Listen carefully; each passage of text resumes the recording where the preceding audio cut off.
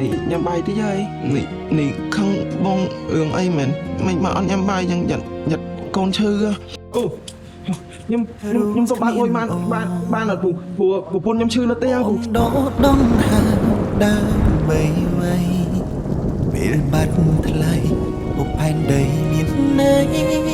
ទៀតទេនេះស្រែកបែបណាតើអូនលើឈឺប៉ុណ្ណាតើអូនវ៉ាវិញ